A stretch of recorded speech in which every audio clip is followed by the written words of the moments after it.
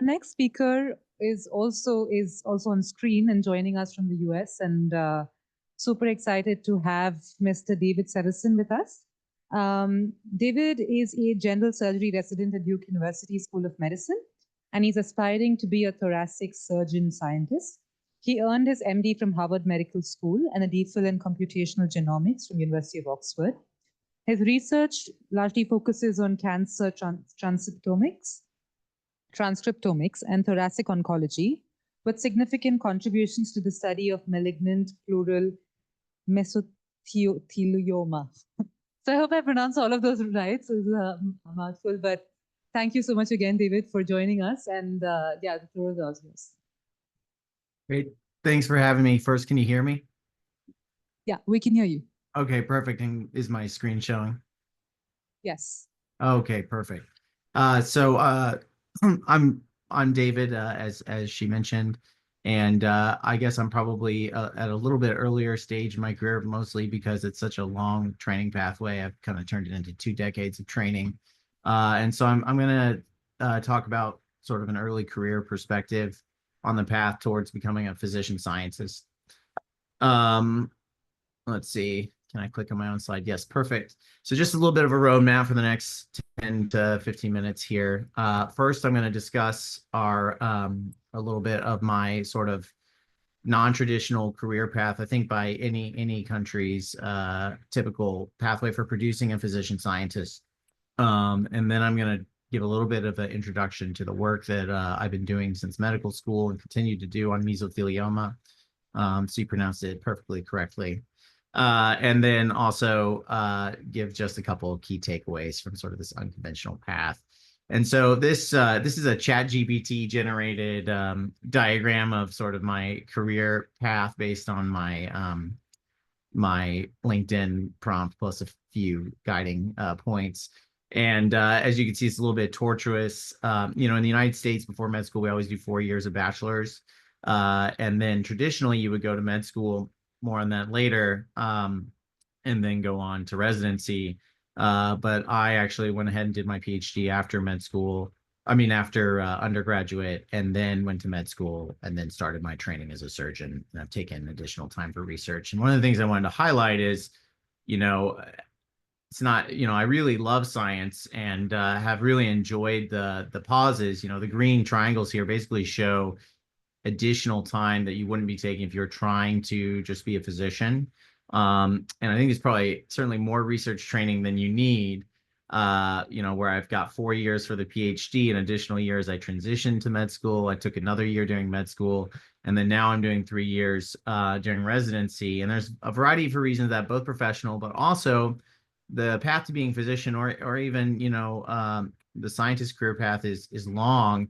And I think it's good to sometimes slow down to do things that matter. And so, I had my first daughter during that first research year in medical school, Eve, and then Ariel was born in the 4th year of med school, which is a little bit slower in the United States as you're applying to residency. And then anticipating the time I'm in now, research residency, toward the end of those first 2 challenging clinical years, we had our 3rd child, Judah. And so I think slowing down to tend to things like sick parents or aging parents and also to building your own family is really important as you take on a challenging career path as any kind of academic where the grants can consume you, but certainly as a scientist and certainly as a physician scientist. This is just to show this is where I am right now in the pathway, about 2/3 the way through my training. And so, everything started when I went to university at Washington Lee, which is a small school in Virginia. It's kind of an ideal liberal arts college. And for those who don't know, in the United States, we have universities that are really built on sort of a foundational liberal education in the humanities and the social sciences, as well as the sciences for everyone. And then you major in specific specialties. So it's really even more general and broad than even the A levels in the UK, even though it's our undergraduate education. I specialized in biochemistry and maths, which I eventually fused in my PhD with computational biology. But at the time when I attended, I really was interested in being an academic, most likely a scientist. And then I just wanted to point out that, small experiences, you should let them guide you and pivot you.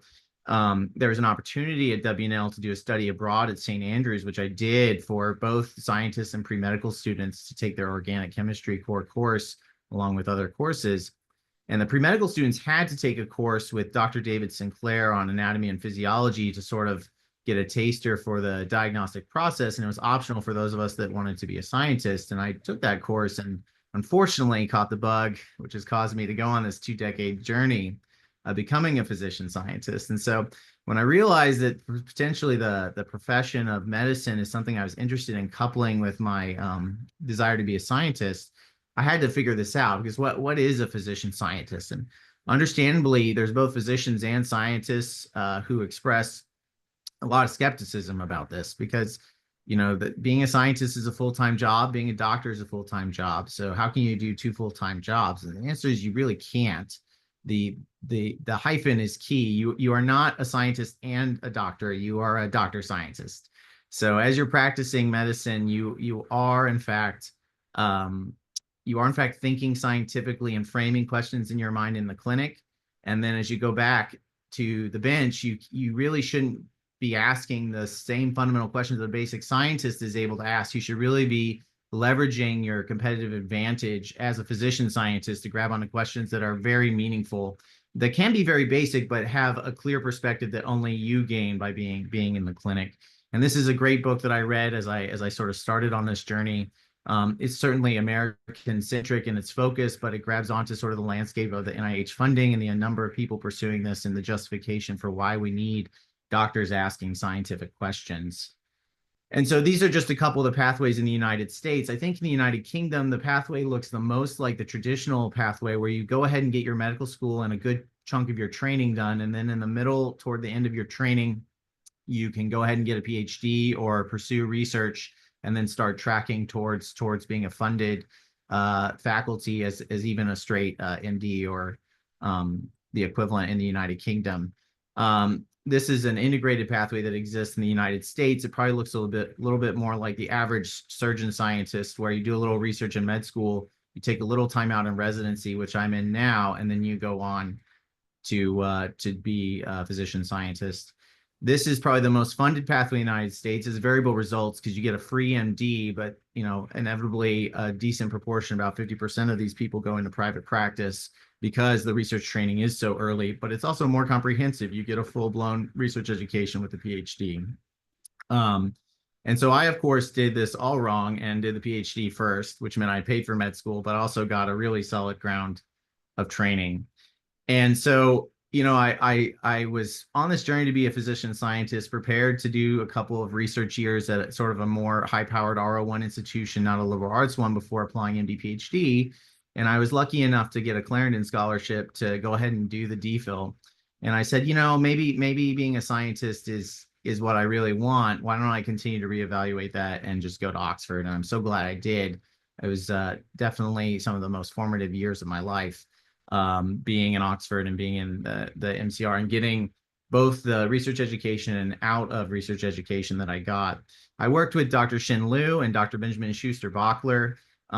We developed some methods in single cell transcriptomics that have since become obsolete, but at the time they were salient, before we had the high throughput techniques we have today. And then I also collaborated in the same lab with 2 now surgeon scientists, Dr. Richard Owen, Dr. Michael White, to basically apply that technique to a question in Barrett's esophagus. And so really what I learned is how to take data science and apply it to primary patient samples, and ask clinical questions.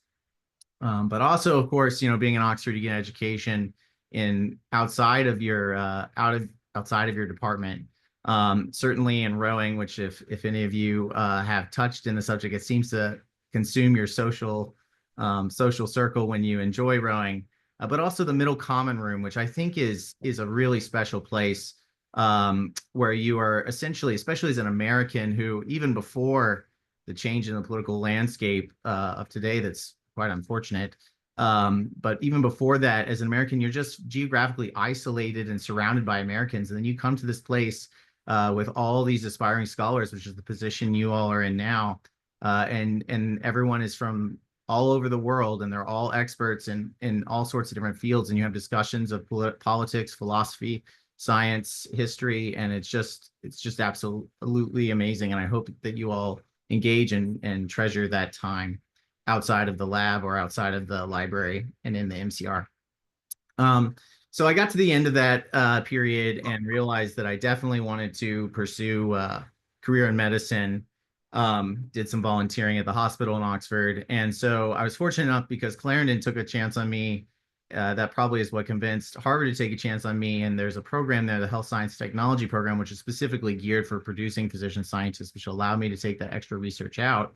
And actually, a graduate of that program who's at Brigham and Women's Hospital became and still is a key mentor. He's a thoracic surgeon scientist, Dr. Rafael Bueno. So now I'm just going to talk a little bit about the work that I've done with him and continuing to do. So mesothelioma is a cancer that arises from the pleura, which is just basically tissue that sits on your lung and on your chest wall inside. And when asbestos gets in there, long-time inflammation, eventually it turns to cancer. Talking 30 or 40 years. And even if you aren't familiar with CT scans, you can see the burden of disease where this is the lung, the heart, the lung, this is your normal lung, and this is the mesothelioma affected lung where you have encasing with substantial burden of disease. Unfortunately, it's nearly universally lethal, even in well-selected patients that receive both surgery and chemotherapy. Your survival is on the order of a year or two. And then in the poor performing patients is closer to 3 or 4 months. And one of the key stratifications for survival is how this disease looks like under the microscope. So there's 3 different flavors. One that looks like epithelial cells, which is the least deadly and the most common. The most deadly looks more mesenchymal, like fibroblasts and connective tissue. And then you can have an admixture of the two, which has a middling prognosis. In addition, oftentimes less aggressive centers will only operate on epithelioid patients. So there's surgical decision-making related to this. And immunotherapy seems to work in non-epithelioid tumors a little bit better. So you have key clinical decision-making features that you're looking at in the microscope, but we don't understand the determinants of those features. So to grab onto this, we applied the high throughput version of the technique I used during my PhD to a cohort of patients where we did single cell RNA sequencing and just looked at the gene expression of individual cells, looked at how they looked under the microscope, and also looked at bulk samples. And this work was done by 2 other surgeon scientists, one who's now attending, Sam Aldenhoven, and then Ben Wadowski is currently in his about to start his second year fellowship at Emory. And so once you do the single cell sequencing, you can zoom in on the cancer cells. This is just cancer cells plotted in 2 dimensions. So you can imagine their gene expression is a bunch of different genes by a bunch of different cells. You can plot that in 2 dimensions, even though it's a high dimensional surface, and you can zoom in and you can ask the question, okay, if we look at signatures of genes, like groups of genes that are associated with the epithelioid or the sarcomatoid type, do we see in the cancer cells themselves this heterogeneity? And then if you score the individual cells, which are each columns here, with those gene signatures, you see that there is this epithelial to mesenchymal gradient in the cancer themselves. It's actually the key axis of variation. It's that first principal component. So then you can find genes that are actually defining that first principal component. But what was really interesting is we found some cells that didn't seem to exist in either state, epithelioid or sarcomatoid. Those cells largely came from those biphasic tumors, although some biphasic tumors only had well-designated cells in the other 2 states. And what's pretty cool is that uncommitted state, which we're trying to be uncommitted on the biology behind it, clearly conveys a negative prognosis. And that's even true in the well-selected epithelioid tumors that you might operate, where you can really grab onto the patients who are going to do poorly if they have a high amount of this uncommitted cell content. And so now I'm at Duke, still working with Dr. Bueno remotely, but I'm also working with Dr. Harpole, who's a thoracic surgeon scientist at Duke, who also works on mesothelioma, and Dr. Hartman, who's an immunologist. And we're trying to still understand what's going on in terms of how these cells decide to be what they're going to be. So we've generated some candidate markers using that single cell data of genes that could be driving towards different cell states. We've filtered them in a way that allows us to figure out the best candidates. And now what I'm working on doing is in cell lines and in mice, trying to play with these tumors and push them towards one state versus another and see how that affects the associated microenvironment. And this work's being funded by the American Association for Thoracic Surgery and a postdoctoral fellowship with the American Cancer Society. And so, that was kind of a whirlwind of a tour of a career as, early career goals as a physician scientist and the work that I've been doing. But just some key takeaways that I want to impart on you is please treasure your time as Gates and Clarendon scholars and really leverage that MCR. It's a unique place place that really no other graduate school can offer you. And this conference is a good way to engage in that. You know, as you saw, there are just loads of mentors who've been critical to my career progression. Choose your mentors wisely and lean on them to help you grow. And also, you know, a lot of this work is obviously done with many other people. And today, science is team science, and hopefully we can get back to doing more teams across the pond. But certainly, you have to work with other groups within your country, and ideally without, as we just saw in the last talk, how fruitful that can be. I think it's key to have a vision for the far future of where you want to go with your career, whether that's in the humanities or in the sciences or social sciences. But also, I think it's really key to allow different mentors and experiences and opportunities to change your direction so that even if you end up on a windy path, it will feed forward your ultimate goal. And then I really think it's important to slow down through this whole process and enjoy your life outside of your academic work, which is really rewarding, but it's not everything. And then hopefully, you know, unlike the uncommitted cells and mesothelioma, my being not fully committed to being a scientist or a physician does not convey a negative prognosis. So with that, I'll open up for questions. Obviously, all the work that I showed is the product of many people, which are thanked on this slide.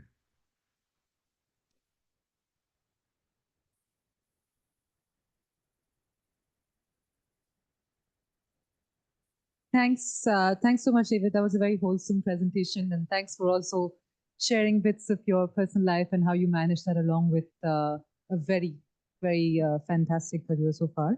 I think you touched upon this already when in your second point, but could you speak a little bit about mentorship? And I guess different people say different things. Some people say that you choose your mentors, and some people say your mentors choose you. And so, what role has mentorship really played outside of just your career? So just your mentors during Oxford and during Harvard, like what role did they play in just your life so far, and what role do mentors really play in academic inclusion, according to you? Yeah, so I think that it's a very complex and could be an entire just hour-long discussion about what makes a good mentor and how do you find them. I think that the answer is certainly both for whether they choose you in terms of your first question versus you choose them. I think there is a process by which you have to sort of scour either organically or even in a cold way on the internet for people at each step of your career that you think are going to fit the picture of where you want to go next. But also sometimes people find you, and then a big part of it is as you interact with people in small and long, interactions, depending on what part of your career you're in. I think the way you choose is when you find someone that you really click with, that makes you excited about your science or makes you feel reassured about how to balance your science or your academic career with life, because those are two different kinds of mentors, and sometimes one person can be both, which is amazing. You should latch onto that person and hold on to them in a way where you basically develop that relationship and lean into it. And when mentors seem to give you a little bit more of a vibe that you're not on the same page, they're not supportive of your personal life, maybe you can reach out to them for specific needs that are not where they're not aligned with you. But you should maybe distance yourself a little bit, and that can be challenging, especially in the PhD, because it's very hard to pull the trigger on shifting mentors. But I think it is key that if you're having a really bad time, to really seek out support from other labs and colleagues and collaborators, because you can't do this alone. Yeah, great. Thanks. Any other questions for David? Yes. Yeah. David, can you hear the room without the mic? No, I need the mic.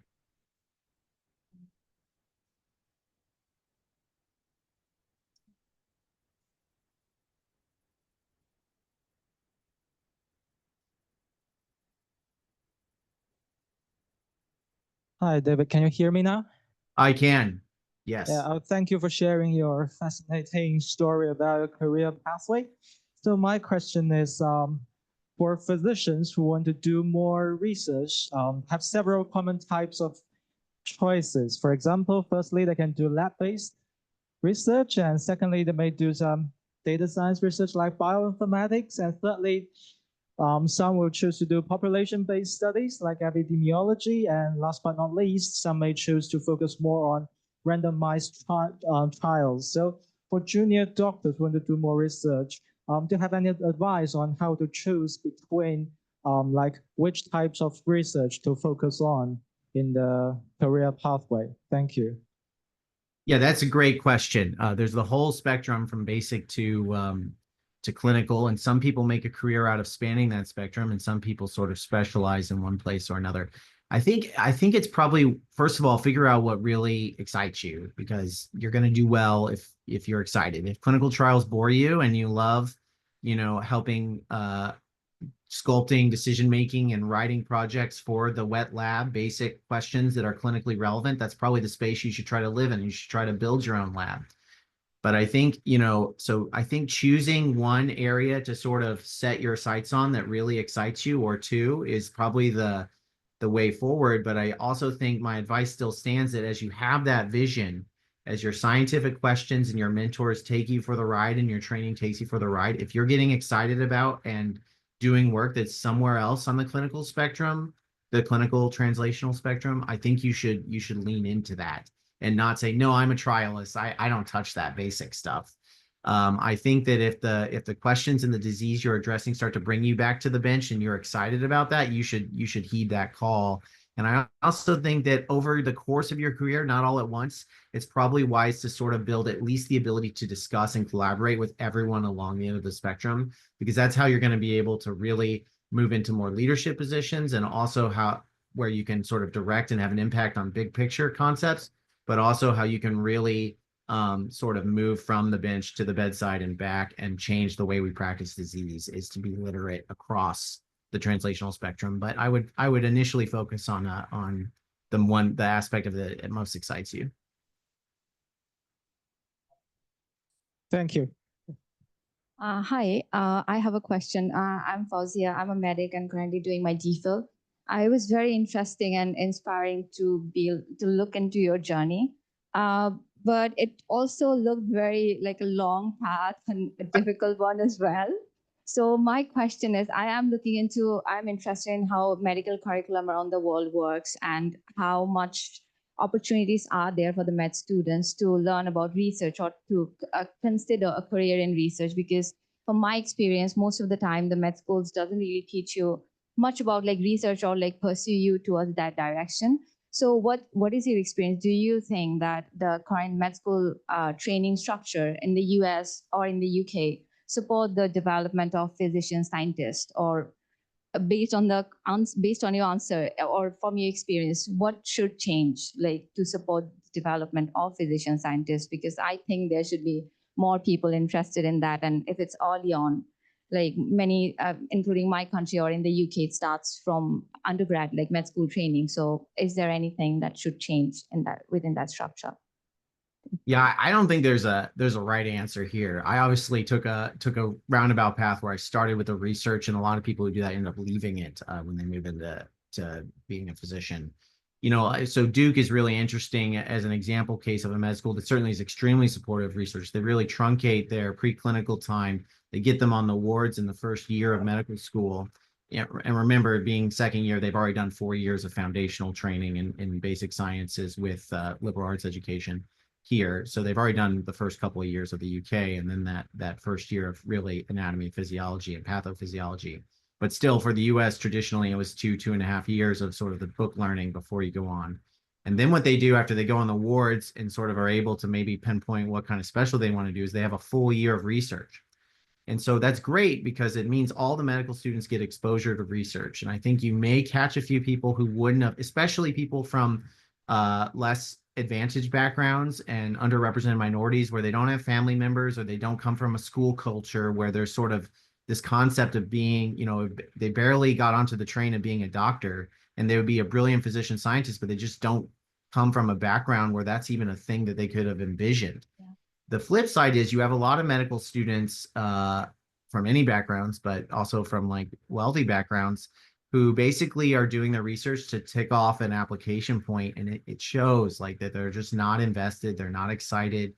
And, you know, a lot of times the basic scientists and even the physician scientists don't love having the medical students in their labs because they're not thrilled to be there. So I don't have an answer to your question. I think that it probably makes sense to have heterogeneous institutions like we have in the United States, where some clearly define this as their mission, like the HST program and the Cleveland Clinic and Duke.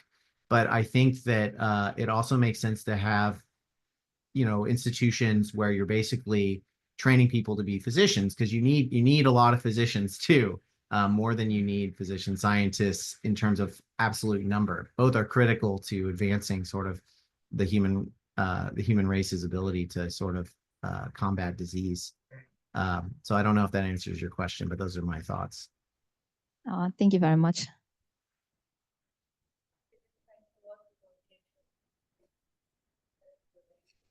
It sounds like someone's talking, but I can't quite hear them. It's muffled. That's better. Someone has a different mic. Yeah, no, thank you so much for giving us so much food for thought, and really appreciate that you joined remotely. So if you'd like to continue, the panel will be in around 40 minutes. So you're welcome to join and be there remotely. All right. Thank you so much. Thanks so much. So next, our next speaker